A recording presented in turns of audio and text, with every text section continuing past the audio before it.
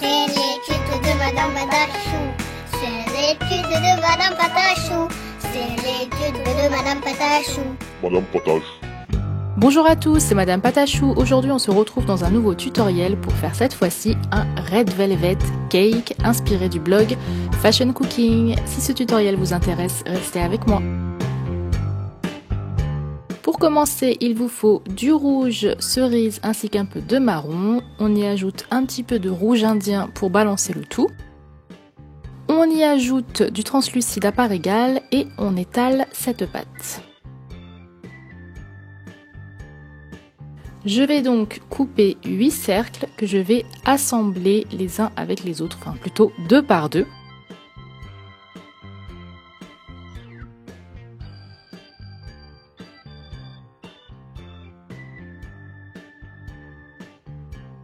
Donc je fais ça pour que le biscuit soit plus épais, puisqu'à la machine à pâte je n'ai pas de possibilité de le faire très épais et à zéro, c'était pas assez. Et juste en l'écrasant comme ça au rouleau, ça ne me convenait pas. Ensuite je prends de la pâte blanche, donc si elle est un peu tachée, ce n'est pas grave du tout, et je vais y couper 3 cercles. Que je vais rétrécir, donc pour cela je trace un trait avec mon aiguille. Si vous avez un emporte-pièce plus petit bien entendu, utilisez-le. Je coupe l'excédent et je viens superposer tout ça ensemble. Donc le but est de laisser un espace à chaque fois entre le rouge pour pouvoir y ajouter la chantilly.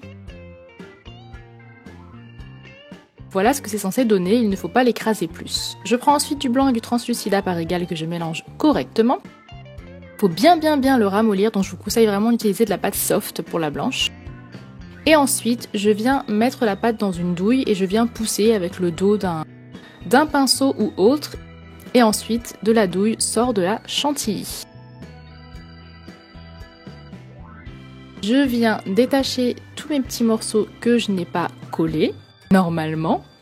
Et je viens y placer de la chantilly à chaque fois, comme ceci entre.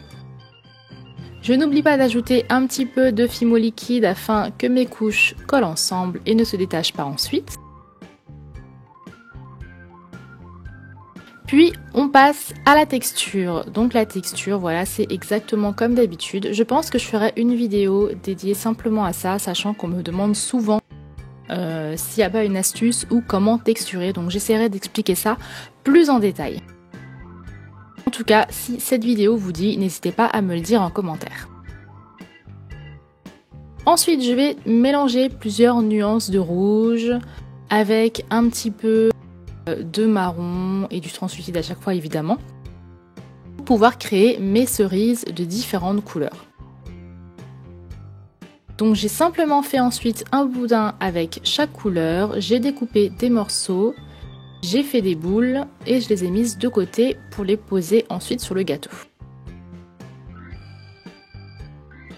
Avec mon blanc et mon translucide, j'ai fait un coulis, comme ceci que j'ai disposé avec une poche à douille. Puis je viens mettre du faux sucre sur certaines des cerises, donc pas toutes, pour que ce soit plus joli. Et voilà ce que ça me donne. On remet le tout au four et c'est bon. J'ai ensuite verni toutes les autres cerises, la chantilly qu'il y avait sur le côté. J'ai fait un petit socle comme dans mes 2 précédentes vidéos et c'est fini, c'est un gâteau assez simple qui j'espère vous a plu. Je vous dis à la prochaine pour une nouvelle vidéo et je vous laisse avec vos photos. Bisous bisous.